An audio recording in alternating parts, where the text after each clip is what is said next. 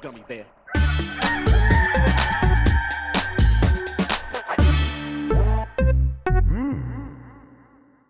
It's the internet. You're busy. Let's do this for March 15th, 2023. For the next hour or so, let me help you sort through the world of gaming on Game Mess Mornings Live with me, Jeff Grubb.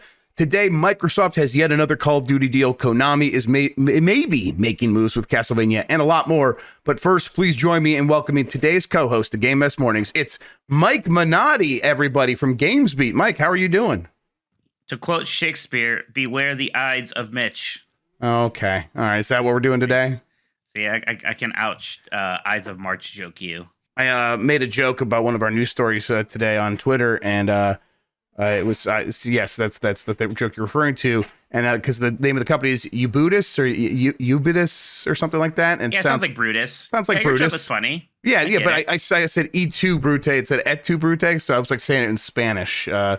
Well, you know what, Jeff? Who gives a shit?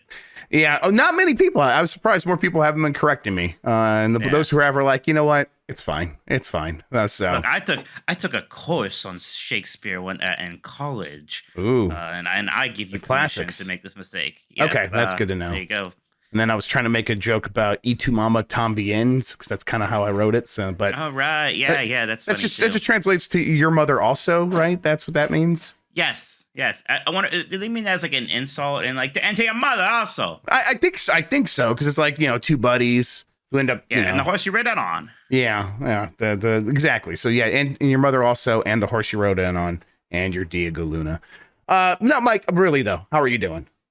I'm good. I've been complaining about wrist problems to you. I had my brace on for the first time last night. I've got my little cornhole beanbag thing that I'm supposed to rest it on when I'm on my mouse. It feels better, so things are working.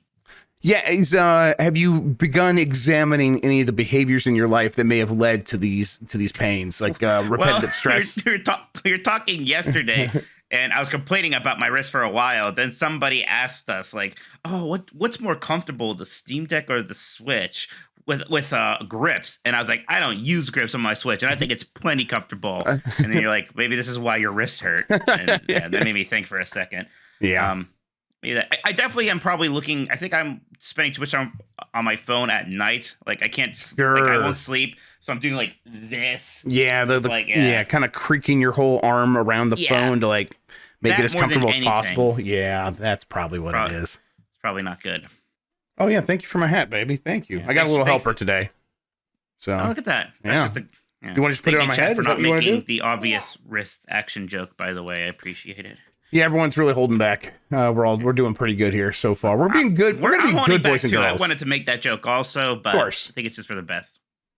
All right, hang on. I got to put this hat on. Satisfy the kid. All right, there we go. She loves Atari hotels. Nothing's more devastating than when they announced they weren't actually going to make the Atari hotels during the pandemic. But that was our greatest loss as a society during the pandemic, is the Atari hotels. Sure. All right, Mike, we have a lot to get into, but before we do, we should explain ourselves and what we do here.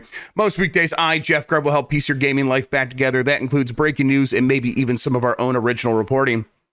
For all these topics, I'll get the input of a bona fide expert who will make me look smart. If you're watching live on Twitch, welcome. You can always listen to the show later on podcast feeds by searching for Game Mess Mornings or find the RSS on giantbomb.com. You can also catch the show later with chapters and timestamps on YouTube. Hello, YouTube. Okay, we have a lot to get into, so let's start the morning mess with Konami files a new trademark possibly related to Castlevania. This comes from My Nintendo News. Konami Digital Entertainment has recently filed a trademark for Project Zircon in Japan, and it seems that the name Zircon is related to Castlevania. The reason for that is Zircon appears as a jewel in the classic video game series. The trademark was filed on 7th of March in Japan. Konami teased at the start of the year that they could have plenty of new video game projects, and new developments on familiar series are in the works. So hopefully a new Castlevania project is one of them. Mike, I don't know why they would have to trademark like a code name. This makes me worry that they're doing Castlevania NFTs, but I don't know about you. Did you see that Square Enix NFT game got information? They have a group in it.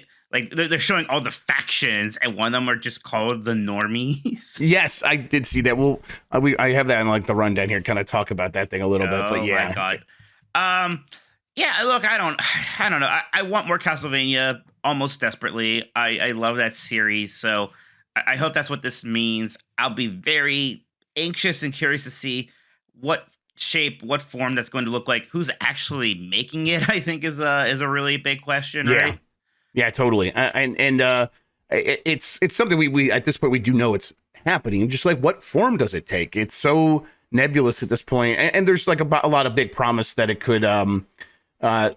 could be like all everything that we want, but it also could just be some afterthought that they're doing. Well, we're working on Silent Hill, and we have a big Metal Gear. Yeah, we'll do Castlevania as well, but who knows what that will actually end up looking like?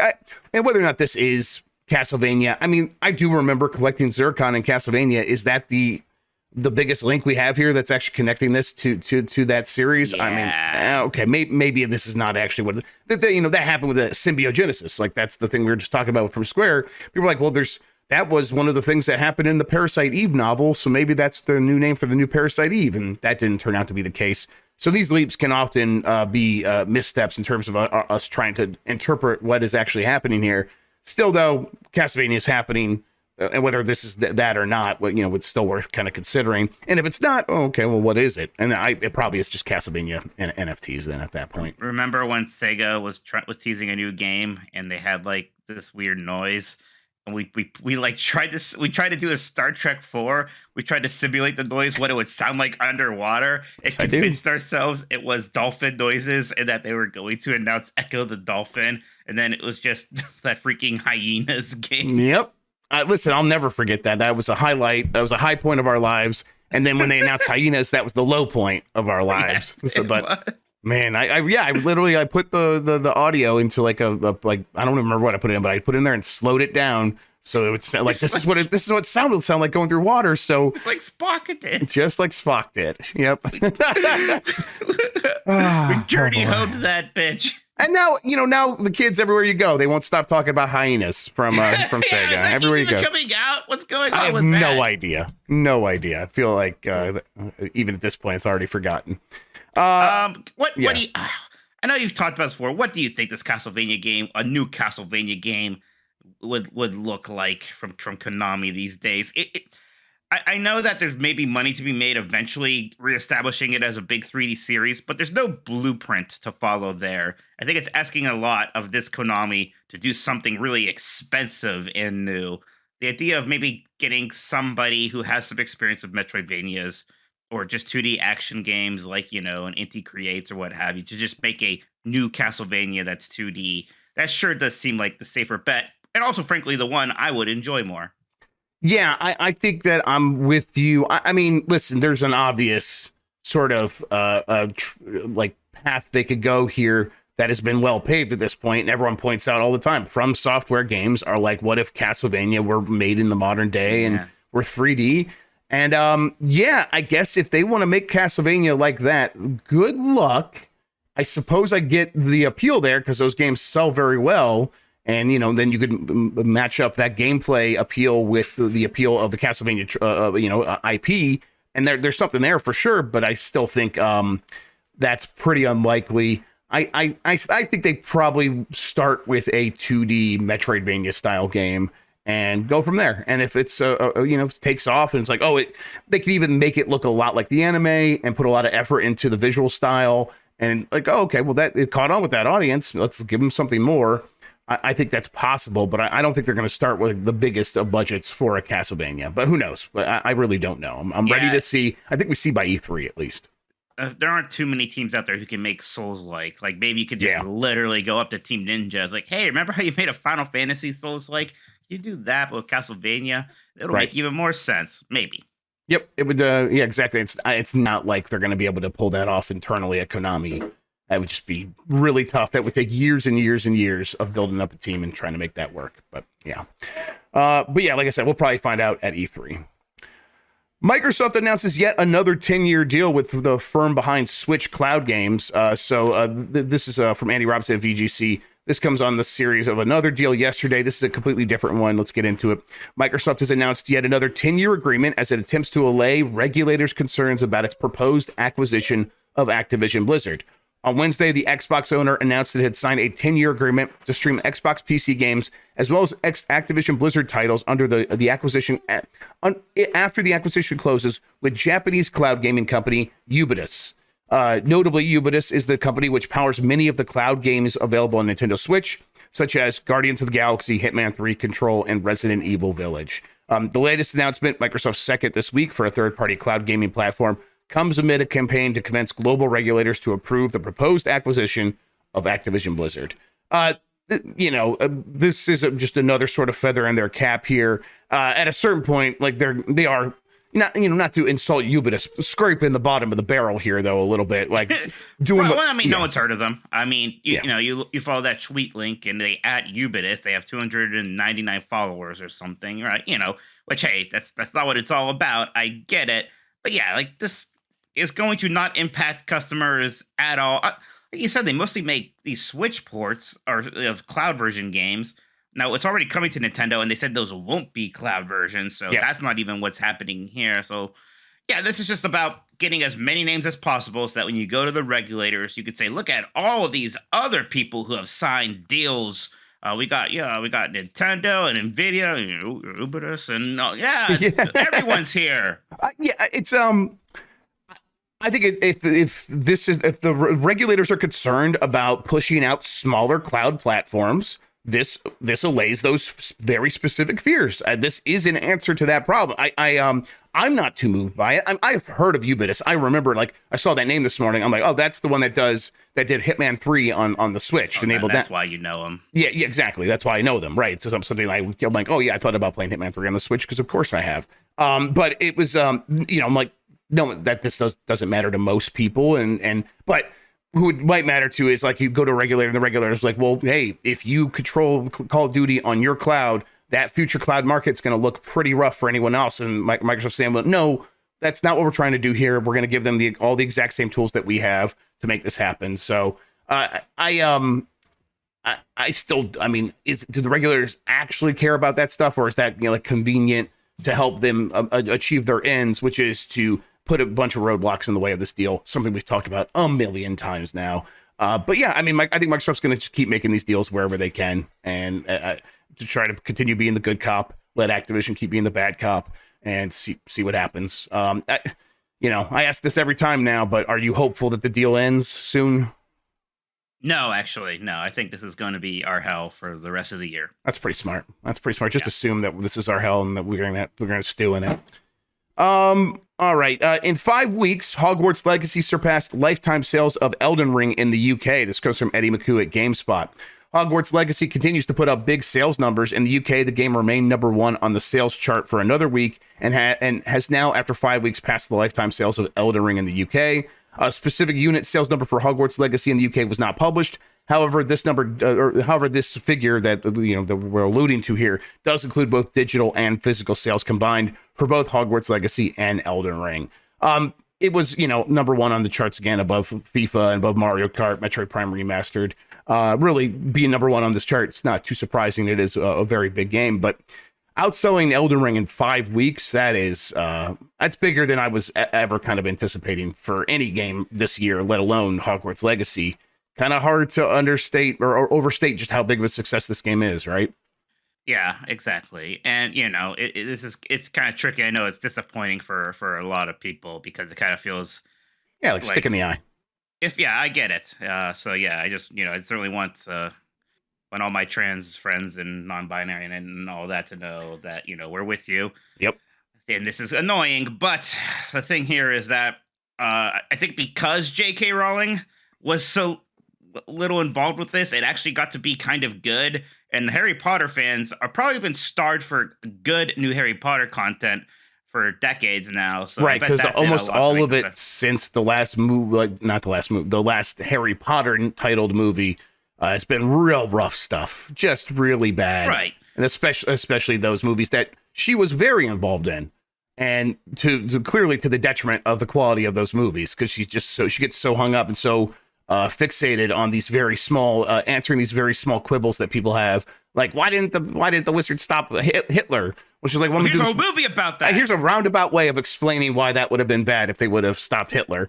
But yeah, and it's like, okay, well, that doesn't seem like a good place to be writing a movie from. And turns out, no, it's not. It makes for very, very, very bad movies. Dan in the chat says Johnny Depp had a hookah out of a skull in the second or Fantastic Beasts movie. I always remember the second Fantastic Beasts movie for killing 2 babies during its runtime. I was just like, wow. What good fun. The baby deaths per minute are off the chart here in this movie, everybody. It's fun for the whole family. So, I mean, you're right. Like, it seems like this is benefiting from being a breath of fresh air from her for a lot of fans. And a lot of fans who probably don't realize that she's been a reason that the series has been kind of rough recently. But, I mean, it also just it delivers on the promises a lot of people wanted. That seems to be enough for most people. And it's just such a surprise because, like, for me, like, Harry Potter as a wider franchise, especially something that doesn't have Harry Potter in the name, has not been this like world beater thing that like can withstand anything and it's going to make $1 billion no matter what. It's like, oh, it was on the decline, and it turns out no, people were just sort of dormant, waiting for the thing that they actually wanted. They were, and I mean, honestly, Jeff, this is the one game anecdotally I keep hearing from like people I know, from friends, like, oh, this is why I got a PlayStation 5 finally. It's kind of nuts that this is the big third-party system seller. It seems that way, and I wonder if the fact that they did delay those last-gen versions kind of helped with that a lot. I know they got like delayed even again, right? And that's probably good news for Sony and Microsoft. It's probably helping move these consoles now that they actually are on store shelves and all that stuff. Yeah, this is the other side of this is, and I never really believed this when people talk about like, well, what about the developers? We got to support the developers, but this is Avalanche Studios. This was the Disney. That's the Disney Infinity Avalanche Studios, right? Yeah. At some point, there's so many people working on them. I forget if they were. I think that was like one of the main studios working on. I think they basically, this is them like coming into their own, having a massive success, figuring out how to make a big modern AAA licensed game, which is going to be the future of games for about the next 5 to 10 years. It's going to be games like Hogwarts Legacy. And they are now a premier studio working on those kinds of games, obviously working with Warner Brothers, but Warner Brothers has a lot of IP to do that with. So this is, very good news for a studio that has done some really good work here and done really good work in the past that has maybe been either unheralded or maybe just not quite there. But it's like, oh, they actually got there and they're really, enjoying the spoils of that labor. So good for them. Yeah, Avalanche Software. They, you're right. They're Disney. Yeah, man, it's like that's right. This is that company that did that Toy Story 3, which Toy Story 3, right? Pretty good game. Yeah, the Cars games. Yeah, like good stuff. But yeah, you're right. Like they were kind of making cute license stuff, the Toys to Life thing. This is their big deal. So now they just have to think of what Suicide Squad like mistake are they going to start developing for the next 7 years as a follow up? Right. Yeah, like WB is not exactly the place that I would, or, the partner I would want to be in business with necessarily, because that does make me concerned. But I mean, they're going back and forth between hits and misses. Well, they're going to just make Hogwarts Legacy too. Yes. Joking aside, for sure. Yeah. Everyone, I just want to put on the record. I promise I will make you this mac and cheese as soon as we're done. Okay? Deal? It's so I know it's so fast to make. I know, but I gotta finish Mac. This. It's so fast, but we can't take a break. And now, kiddo, I promise. Don't worry. All right, let's get on to something that matters to Mike and myself. River City Girls 2 is getting a performance update finally. This comes from Liam Doolin at Nintendo Life. If you're a fan of co-op beat-em-ups, one game you might want to check out is River City Girls 2. The series reimagined the classic Kunio-kun games when the original launched in 2019, and the second game only bolsters the fun with new characters, moves, and more. Following the second game's release late last year, however, wait for it, has announced it will be rolling out a performance patch across all platforms, including the Nintendo Switch. It's still not finalized just yet, but when it does arrive, it'll come with some frame rate enhancements, and there will also be the availability to repeat New Game Plus playthroughs as well. That frame rate enhancements basically just means they will finally make the game run at 60 frames per second, something it does not do no matter where you're playing it. Really makes a good game feel like crap. Something we were like, right. We started playing this. We did the quick look. People should watch that quick look. We're playing it, and like we're both like, this game feels high quality. Something feels off at the time, right? Something feels off. And then we finished a quick look, and like all the other stories came out, and everyone's like, hey, this game only runs at 30 frames per second. It's like, okay, that explains it. Yeah, right. Have you gone back to this? Every like month or so, I started up again, and I'm like, well, they must have fixed this by now, because so I love River City Girls 1. It's one of my favorite beat 'em ups, and I like beat 'em ups a good deal. So I was really looking forward to this sequel. It came out in December. I made Jeff do a quick look with me, and then I didn't play it because I was like, oh, this feels awful right now. And the way they came out and said, it's not even just like, oh yeah, we're sorry that we targeted 30 frames per second. It was like a mistake. It's not supposed to do that, because it's not just it runs at 30 frames per second. That like impacts input lag and all this stuff. So the game just feels incredibly sluggish and bad to play, especially when compared to the first one, which it is very similar to, gameplay wise, aesthetically, and all that stuff. So yeah, it was just a big bummer, and I kept checking back like this must be fixed by now, and it wasn't, and it was kind of driving me crazy a little bit that this has been taking so long. I get it, game development's hard, but the game is, I don't want to say unplayable. It was unplayable to me in its state that it was in. So I'm glad it's finally coming. It's weird it launched like that. It's weird that this patch took so long. It's especially weird because like this isn't a game you have to release if it's not ready. Right. I'm sure there's maybe there were weird contracts and whatnot. But remember, it was supposed to come out in 2022, and for a while they went radio silent. Everyone's like, I guess it's delayed. Then it was surprise, it's out now. Oh, okay. Oh, yeah, it's awful. Why didn't you wait longer? Yeah, I don't know. I was frustrated. I hope it now works as intended. It feels good, and I'll be able to have fun. Yeah, I agree. I was like, I'm enjoying myself when I kind of get past this timing and like all the stuff that's here, but then actually getting in the combats like this just feels wrong. So I put it down too. Now I'm like, I'm definitely gonna check it out again. This is kind of what WayForward does a little bit though. They put out a lot of games. WayForward's very busy. They always usually they end up getting to a place where they're really good, but a lot of times they will come out and they're like, oh, this is a little underbaked, and it's WayForward, so I'm kind of used to it at this point. But this one did take a surprisingly long time to get this patch even announced. It hasn't even come out yet. So we're still just at a point where it's like it's been announced and they're still finalizing the patch. They're like just now sort of promising that it's going to be fixed. I mean, obviously they've said before we're aware of it, but now it's like, okay, we're right. finally. I mean, almost as soon as the game launched, they're like, yeah, we're going to fix that. And I know you could download like a beta build of the patch on PC for a while now, but yeah, it's not exactly the same thing. All right, we got a little bit of breaking news here. Ghostwire Tokyo is coming to Xbox and Game Pass on April 12th, along with an update. This comes from Bethesda on Twitter 22 minutes ago.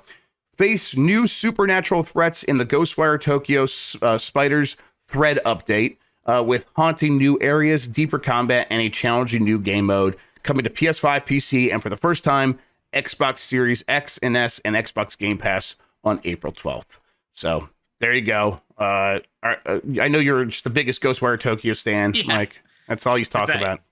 It's not doing much for me. If I have any interest, Jeff, it's just because of how much I liked Hi-Fi Rush. And part of me is like, well, man, that game's really good. Maybe the other games the studio made are really good. And I know people like the Evil Within's quite a bit. I mean, the Evil Within 2 is the same director as Hi-Fi Rush. So that's kind of the one I am thinking about going back to check out. Right. I never played it. I don't know. Ghostwire Tokyo never sounded that appealing to me. And then when it came out, everybody was sort of, on it. There's so many games to play. I think I'll be okay never trying this, even if it's on Game Pass and it'll be that easy to check out. Yeah, I'll be interested to see what people's take is on it this time around. I mean, let's see what the update does. But I don't have plans to check it out myself. I was like kind of you were pretty cool on it originally, and then the reviews just made it so easy to be like, okay, I'm good. I mean, a lot of people are like, no, I'm kind of having fun with it. Like, I think Bacalar was like, I'm kind of having a good time, but it is what it is, and it's just sort of meandering. Bacalar doesn't think that Master Splinter is the father of the Teenage Mutant Ninja Turtles. What does he know? Yeah, and if I were people, I would call 707 Exit Flu and leave my opinion on that matter. But who am I to say? Who am I to tell people what to do about Bacalar not believing that Splinter's the Teenage Mutant Ninja Turtles' father? Yeah. Gross.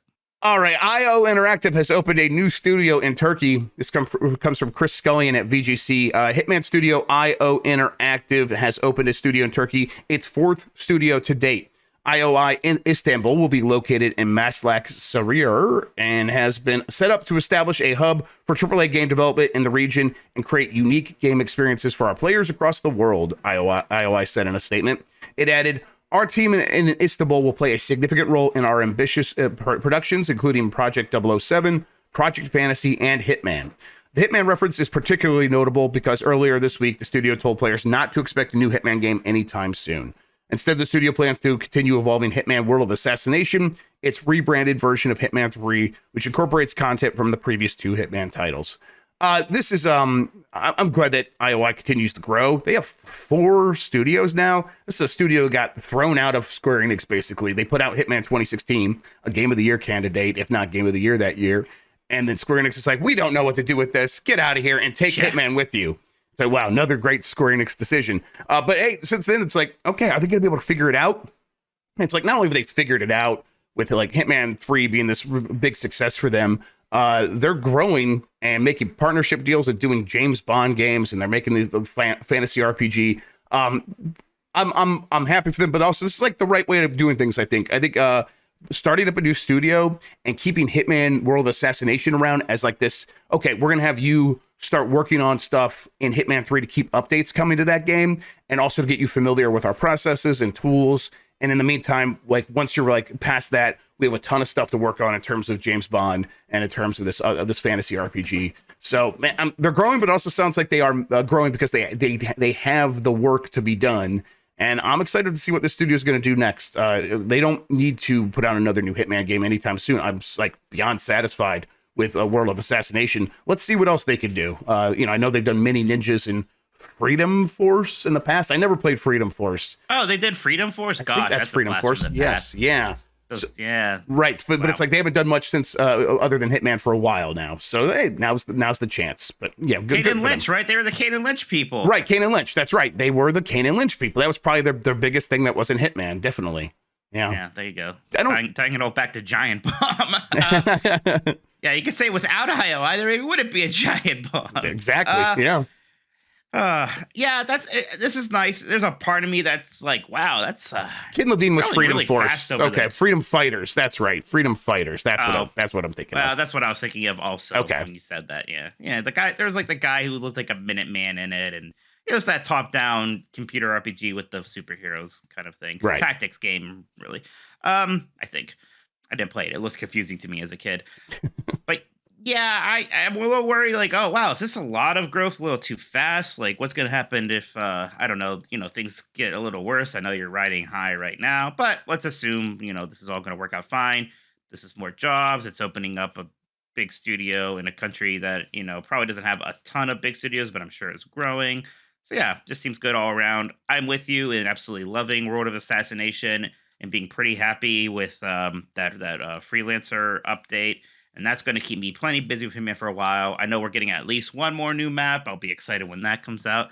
But yeah, I'm excited to see what this James Bond game looks like. I'll be really interested to see what this fantasy RPG is. That could mean so many different things, right? Well, yeah, I can tell you what I've heard about it, like at this point, more than a year ago, that it was going to be a kind of Diablo-like, but they were going to bring the camera in close and make it, big budget and really... Like Too Human? Yeah, it's going to be the spiritual successor to Too Human.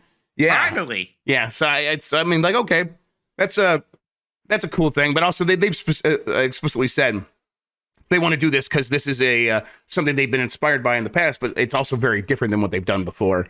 So I'm like, I like that they have these two forks, this very different thing, and then James Bond, which can clearly build on Hitman in a lot of ways, but it's also going to have to be different. You cannot just put a James Bond 007 skin on Hitman 3 and call it a day, because it's like, okay, a lot of this stuff... I would probably like that, but no. Right, I would, yes. It's like the Hitman slapstick...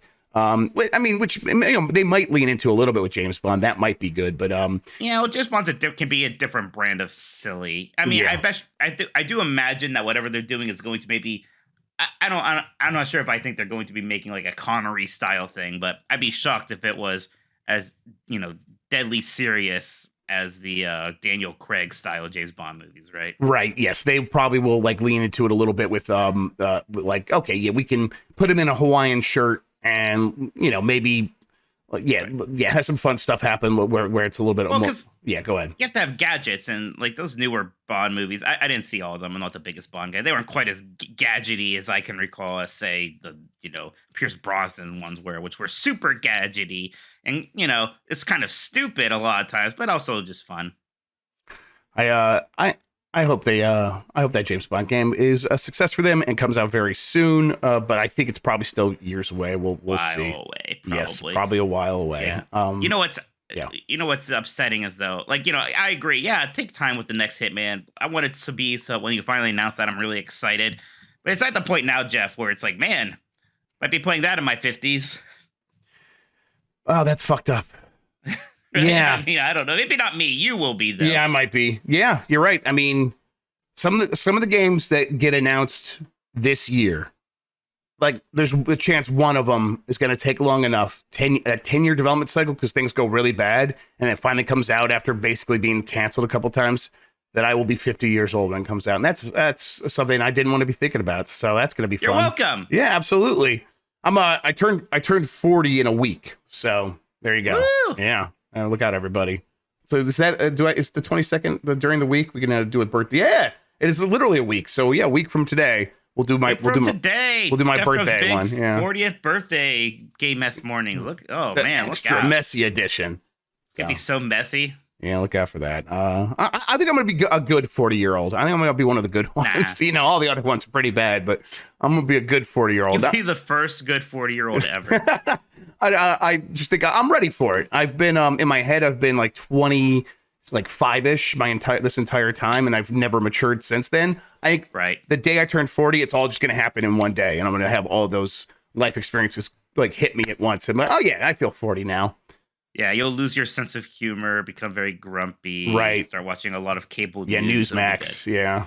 Newsmax. Oh my God, I was getting so distressed because my Arby's had Newsmax on one of the TVs constantly, and like they finally changed it to just be NBC or something. Thank God. Right. It's I always wonder like how those decisions get made. Like so just someone like the owner, like the franchise owner here, like just like that's what I want on the TV, or it's just like it just happened accidentally. I hope it was just some old man came in, asked for it on, and nobody knew or cared, so they just kept it on for 4 months until somebody felt like, hey, put NBC on, and then that was put on instead. Yeah. Winship says you'll probably become a Republican. I was literally last night talking about tax loopholes. So. Oh no! It's starting. It's happening. Wow. All right. China Games Association publishes draft for industry self-regulation guidelines. This comes from James Batchelor at gamesindustry.biz. Yeah, here it is. The trade body for China's video game industry has released a draft for new guidelines that will demonstrate how the sector can self-regulate games content and releases in line with government restrictions.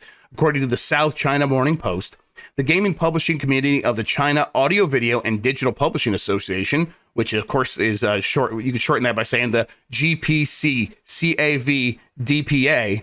Yeah, published it like we all do. Yes, they published a document on Tuesday detailing 11 requirements new titles must meet before they can be published in the region. More than a dozen Chinese game companies were involved in writing up these guidelines, including Tencent, Perfect World, iDream Sky.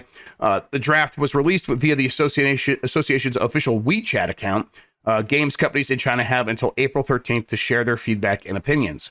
The requirements essentially cover a range of do's and don'ts that address concerns such as gaming addiction and excessive consumption, protecting minors, user privacy violations, counterfeiting, copyright disputes, and more. Other examples include forbidding games from leaking state secrets, endangering national security, and damaging national honor and interest. Damaging national honor. Yes. Oh God, what does that mean? That's actually the reason to bring up this story. So China is a massive market that's growing. We've already seen its influence in movies. I think its influence in film has waned a little bit as they've stopped letting in a lot of American films. So American films are like, I guess, why would we cater to China anymore? But game developers definitely are going to see a future where we want to sell our games in China because there's a lot of people playing games in China, and why would we cut off that revenue? But that's been very difficult up to this point because to get approval there, you're almost certainly going to have to team up with Tencent, and then Tencent's going to have to like give your game to a bunch of other distributors, and so you're going to get like 20% of the revenue from your game in China, if that. Like if you're lucky, you get that. So it's been this weird thing where it's like, is it even really worth it? But it's, in the future, it's like, it's going to be such a huge market. It is going to be worth it almost no matter what, even if you do get just 20% of the revenue. And who's to say that that won't change over time in terms of like you getting more? But it's like, okay, well, now you have to deal with the Chinese ESRB essentially saying, well, if we're going to self-regulate, and by self-regulate, we're going to be very respectful of the government. And it's like, the government says we're afraid of skeletons in China, so you can't have skulls in our games. It's like, okay, so do we get? I like how that's what it is, that the government said, all right, well, listen, we're all afraid of skeletons, obviously. I'm sorry. It's like, I know it's like a cultural thing, and we definitely have our weird stuff. I'll never get over like just China being like, dude, skeletons, man, fuck those things. They're inside us. I want to keep them there. I never want to hear about skeletons. I don't know. I love that, actually. Do they have like much of a horror like culture? Like in China, do they like watch a lot of scary movies, stuff like that? Probably, I don't know. Maybe not. Yeah, maybe not. It's like even as we were kids, like one of the first big Disney cartoons was just a bunch of skeletons dancing, and all the like kids were like, haha, yay, skeletons. That's cute. So yeah, what a difference. I guess it makes maybe more sense to be afraid of skeletons when you think about it, but still. I'm more afraid of the meat. This is like a thing, like the skeletons, it's fine, but there's meat surrounding the bones, and that's way scarier to me. I'm afraid of the meat. That's the scary stuff. Yeah, you don't like those graphs in the doctor's office. Yeah, exactly. Yes, the Inside Out boys. I do like the slippery slope argument, which is clearly what this is. So like, let's be clear about that. But the slippery slope argument is, okay, well, what if game developers, in an effort to make more money, start like making games with China in mind, and that means the games we get are, somehow neutered or something like that? I think that's probably still pretty unlikely. What will end up happening is it's software. They could build a version for one country, and they could localize it for another country and make changes. And I think a lot of developers will just begin doing a best practices thing where it's like, we'll just begin making our game with that stuff in mind, and we'll have modularity. So for this country, we could take the skeletons out, and then there's no more Mr. Bones. Although I'm trying, like, what would the Saturn game Mr. Bones, what would that be about if it wasn't about a skeleton? I don't know. That's just not going to work. I don't know. We probably don't get the gritty Mr. Bones reboot now, actually. No, so I mean, it's what companies have done back when World of Warcraft was in China. I think it got that deal fell through. I don't know what the state of World of Warcraft in China is right now, but there's a whole race that are undead and they have bones everywhere. They just added more meat to them to cover up the bone parts. So yeah, and that seemed to make them happy enough. But remember when all the movies were like adding scenes for the China versions where it's like a subplot and two Chinese characters? For, was it like Iron Man 2, right? Or Iron Man 3? I think. Yeah. Yeah. We should do that for video games. That was fine. I really like that Independence Day 2, the one that was basically paid for by like Tencent, I think, and it's like it had like a lot of that stuff in there, and I'm like, this is actually just kind of like a globalized fun movie with it's trying to have like Fast and Furious energy, and I think I'm the only person on Earth that actually likes that second. I think you're the only person I know who saw the new Independence Day. I saw it in the movie theater, and I really enjoyed myself. Also, Cast Coder in the Twitch chat talking about tax loopholes, fear of a foreign country interfering. He's turning 40, baby. All right. Okay, Jeff, you're definitely You're maybe the first person I know who saw that movie. You're definitely the first person I know who admitted affection for it. Yes, so I have an affection for it. So to be clear, Jeff Grubb, Independence Day 2, good. Okay. John Wick, nah. Okay. Just to be clear, that's where you stand. I'm not saying any lies. I'm just pointing it out. John Wick's not bad. Oh my it's God. Just boring. It's just not as good as Independence Day 2. I barely remember anything about Independence Day 2, but I do remember having a good time. So what can I do? What did you just say? Says Jan. Listen, moving on. Disco Elysium Studio says lawsuits from former members have been resolved. This comes from Matt Wales at Eurogamer. The messy saga of Disco Elysium Studio Zaum, which has been embroiled in a series of legal tussles relating to the involuntary departure of key team members in 2021, has reached a new milestone, with the company announcing several of those lawsuits have now been resolved. It's a story that first made headlines last October when Zaum founder Martin Luiga, acclaimed Disco Elysium designer Robert Kurbitz, writer Helen Hindpier, and art director Alexander Rostov had been fired following the company's takeover by Estonian businessman Ilmar Kompas. and as well as Tonis Havel, who was previously convicted of investment fraud. Not long after confirming the news of their departure, Kurvitz and Rostov shared an open letter claiming Compass and Havel's takeover of Zaum was fraudulent and that they were booted out of the studio while trying to discover more. Compass and Havel then fired back, insisting the former employees had been dismissed for belittling women and co-workers, creating a toxic environment, and intending to steal IP. In the midst of all this, Kurvitz and Rostov launched what Zaum has referred to as an unfair dismissal case against the studio, and a third former employee, executive producer, and marketing manager, Kaur Kinder, started his own legal battle, alleging he's also been fired from Zaum for asking questions of its new management. In a statement, 3 months on, Zaum has issued a press release announcing all three cases are resolved. Kurvitz and Rostov are said to have dropped their legal dispute due to a lack of evidence, while Kinder has now divested all his shares in the studio, repaid all his debts to the studio, and, as per a court order, reimbursed Compass for the legal costs associated with his lawsuit, which was withdrawn in December. Additional details of the agreement remain confidential. In a statement included in Zaum's press release, Kinder said, "After leaving my full-time role, I filed a lawsuit which I realized, after seeing the facts, was misguided." Compass added, and Compass being the one that was alleged to have taken over the studio in a nefarious way, said, "As this transaction shows, open discussions are the best way to clear up misunderstandings and differences, especially when it's for the benefits of the team. We've approached this with the collective interest of Zaum and our incredible team in mind, and we're glad to have reached a full resolution." So they're moving on from these lawsuits, Mike. But boy, all of that sounds, I don't know. I don't want to be like, ooh, it sounds like everyone kind of got in a room and threatened each other until like there was nothing left to threaten. And they came out with these nice statements that mostly just sound like it would be a shame if something happened to blah, blah, blah. But, I don't really know. I do know that coming out of this, I'm not suddenly really excited for Disco Elysium 2 again. What do you think?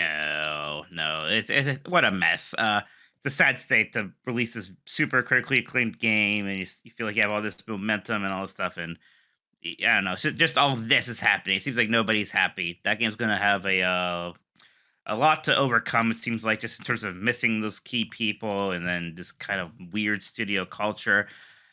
I don't know. It's a bummer. It's a bummer. I should play that first one though. People sure do like that. I think you would really like it. Yes, it's got a lot of cool systems, and it's got a lot of great writing and very cool characters. I've enjoyed what I've played of it. I need to go back and finish it. Something I haven't done, but I enjoyed what I played of it. System Shock 2 remake got delayed. Oh, you okay, kiddo? All right. Yep, System Shock remake got delayed. This is from Tom Phillips at Eurogamer. The long-awaited remake of System Shock will now launch for PC on Tuesday, 30th of May. A delayed System Shock 2 or System Shock? I'm sorry, this is just System Shock remake. The remake, just the first one, right? Or did they already? Yeah, that's right. A delay of 2 months from its previous March launch window. That date will apply to the game's release on all major PC platforms, including Steam, GOG, and the Epic Game Store. We had hoped to bring the game to market by the end of March, publisher PlayOn acknowledged. Every time I see PlayOn, I'm like, how do you say that? And say, oh yeah, PlayOn, yeah. PLAION. But that turned out to be just beyond our reach. We are, after all, merely human, unlike Shodan. This okay. Cool, right. yeah, Give chill. We don't have to be so cute when you're announcing delays. This remake of the 1994 original updates the game with new visuals and music, adds fresh enemies and a revamped hacking system, and a Dead Space-style dismemberment system. Console versions of the remake are also on the way, although there's no release date for those just yet. PlayOn is still planning to launch the project across PS4, PS5, Xbox One, and Xbox Series X and S, in addition to the PC version. I never played System Shock. It's a game I've always been interested in. And when I heard about this, I'm like, oh, I'll wait for that. And now we've been waiting for a very long time. But it does still sound like it actually is coming out this year. But I don't know. Do you buy this new release date? Yeah, I guess so. I mean, this was supposed to come out real soon, so they had to be kind of close to a finish line.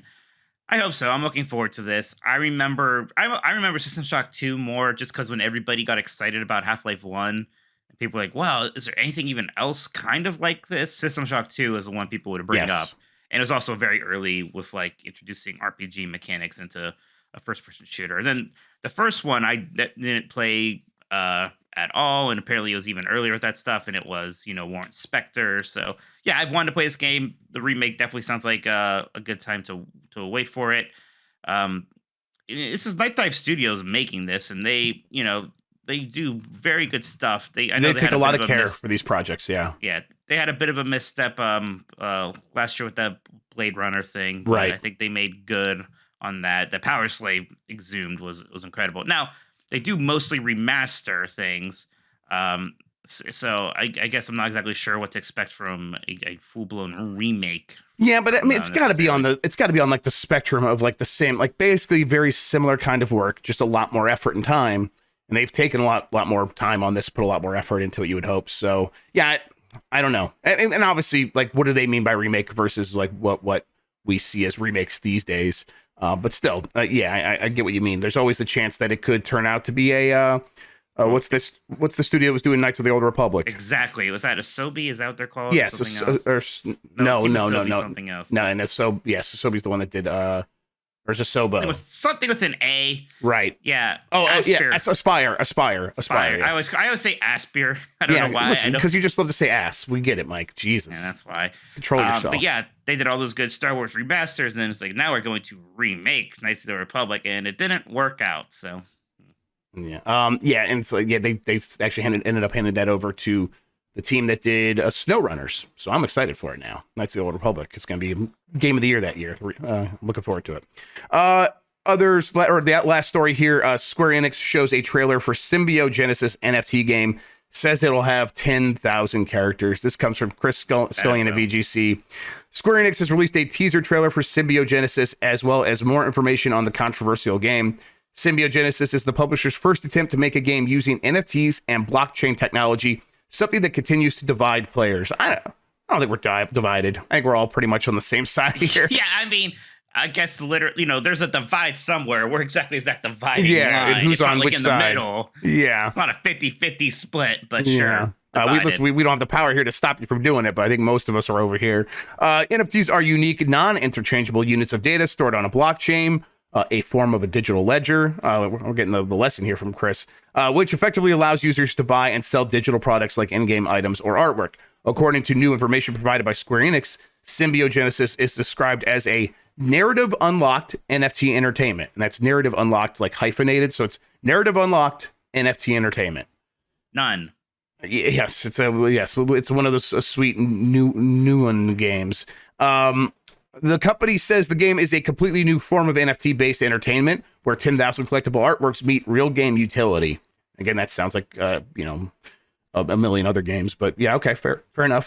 Square Enix, let's see. Oh yeah, the 10,000 characters will be sold as each chapter of the game is revealed, of which Square Enix says there will be 6. Oh my God. Holy shit. Yeah, and so 10,000 characters was that, like, people might be wondering if you've heard of NFTs, but you haven't really paid attention. These will be unique, like cards, and there will be just one of each of those 10,000 characters, I guess. And it's so if you buy, apes, yeah, they're bored apes. They're the things where, if you get it, like, you have it, and it's only you can have it. And the technology that enables that, according to everyone that is into NFTs, is this blockchain thing where it's a digital ledger, and as you transfer things, you could sell it, and you could get money for selling it. And then the person who originally made this thing can get a cut of every time it gets sold. Like, that's one of the big, powerful things here that people say, like, that's why we want to do it. If all of that sounds familiar, it's because it's just like Steam trading cards and stuff like that. That's been happening for years and years. It's just when something goes wrong here and someone steals your NFT, which happens all the time, there is no customer service. So it's just actually what we've had, only worse and more dangerous and all that good stuff. So, like 10,000 characters, does that mean like there can't be more than 10,000 people playing this game? Like, what? How does? I don't know.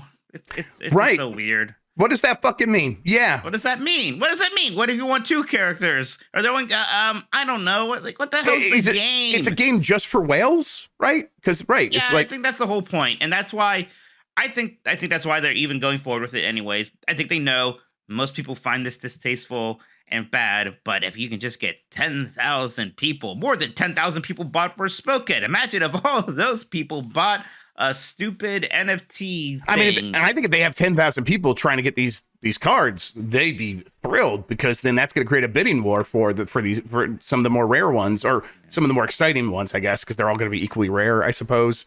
I don't know. I get why, as a designer, they would be excited about the possibility of like, oh man, they would create all these interesting exchanges and tensions between other players as they're all going for the same stuff. It just immediately goes to a bad place for, like, in my imagination, and we've seen it happen repeatedly. So yeah, and I would like to have that customer service support for a game that I'm spending time and money on. So yeah, good luck with that, Square Enix. This is going to get it out of their system, right? This is going to happen. It's probably going to be a trash fire, and they'll just move on. I hope so, but like, if the bar really is 10,000 of these, it's like, I don't know. Maybe Square Enix can sell 10,000. There's maybe 10,000 idiots who want a stupid Square Enix NFT, and then they're going to be like, oh, big success. Even more are coming. Here's the Final Fantasy one. Oh, no. So, yeah, it's hard to imagine how this stuff works today when it seems like so many more people have moved on from this, except for like Square Enix and Dr. Disrespect. But, there's still shadows of it. We still have Jan applying for that NFT job at the Pokemon company, right? Absolutely. So he's moving on. Maybe we all need to move on, Jeff. Yep, I guess so. I tell you what, that's an indictment of the whole technology, right? If it doesn't work for Pokemon, if Pokemon doesn't really want to go full blown and adopt this thing, which sounds like it would be made for something like Pokemon, then what is it even doing? Yep. Has like Magic the Gathering done it? They probably have. And they probably released some card once, and it did really bad. I remember like there's a John Cena NFT the one time, and John Cena was like, yeah, those sold really poorly. Yeah. Good. Right, because the early ones were like the NBA, whatever, Game Time, collectible gifts or whatever it was, and those were making a lot of money, and so then everyone started doing it, and it's like, oh, well, now everything just sort of feels less special overall because of this. All right, I have the poll from Monday. I'm going to bring that up. If we only get one, would you prefer a Metroidvania-style Castlevania or a big-budget 3D action Castlevania?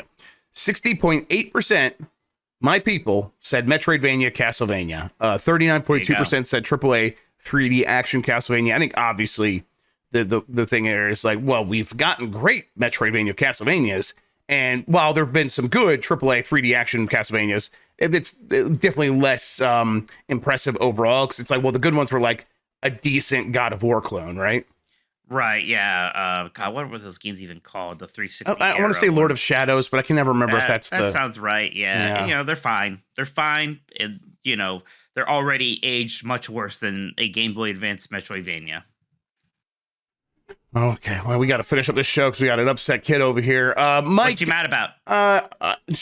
Just life in general. It's tough out here being 4, you know. Yeah, life's real. You always, you know, it's the joke. You're always like, yeah, life's really hard for you every time they start whining. But it's true. Each time they do it, it's like they're like, why don't you care that I'm upset? Because you have nothing to be upset about. Yep, and it's she's just going through a phase right now where it's like, oh, the emotions are turning up to 11 and no way to regulate them. She's just really having a tough time with that stuff. So being patient with her, trying to give her space and work with. I would yell and scream. I do that too, but in small little chunks here and there. I try to make it special every time I yell and scream. There you go. Yeah, you don't want her to get numb to it. Exactly. I've become so numb. New poll. In the meantime, I'll let Mike sing you to all of you. Become so tired, so do I have a new poll? Let's see here. Just becoming this. All I want to do is poon more of noobs and poon like a noob. Mike, why don't you tell people where they can find you, what you got going on, where they could see you in concert? I'm on gamesbeat.com. I'm managing editor there, so check out all the stuff we got happening there editorial wise. Jeff and I do Game Mess Decides on Thursday nights. We'll be doing another console draft. I've been doing very poorly in those. I've been getting very upset. If I lose a third one, I don't know what's going to happen. We're going to be drafting our own consoles from the libraries of the GameCube, PlayStation 2, original Xbox, and Dreamcast era. So we'll see how that goes. We'll see if I literally pop a brain vessel or something. Should be fun. All right. I am bringing up the poll. What is Project Zircon from Konami? Castlevania game, Castlevania NFTs. What's a good third choice? Pachinko, right? It's got to be Pachinko. That's the joke with them. Thank you very much. I appreciate that. That's what I'm here for. All right, that's gonna go out right now after I add the tag to make it easy for me to find it tomorrow. Game Mess mornings. All right, everybody, get out there, vote. Ahigao to the polls. Get up, get up. out there. There you go. Mike, thank you so much for taking time with me today to talk about video games. I really appreciate it. Yeah, you better appreciate it. Thank you all for watching. You're the best audience in gaming. Until next time, have a good one. Take care of yourself, and goodbye. Bye. Grubber Lang later today. I hope you lose. I'm going to do it.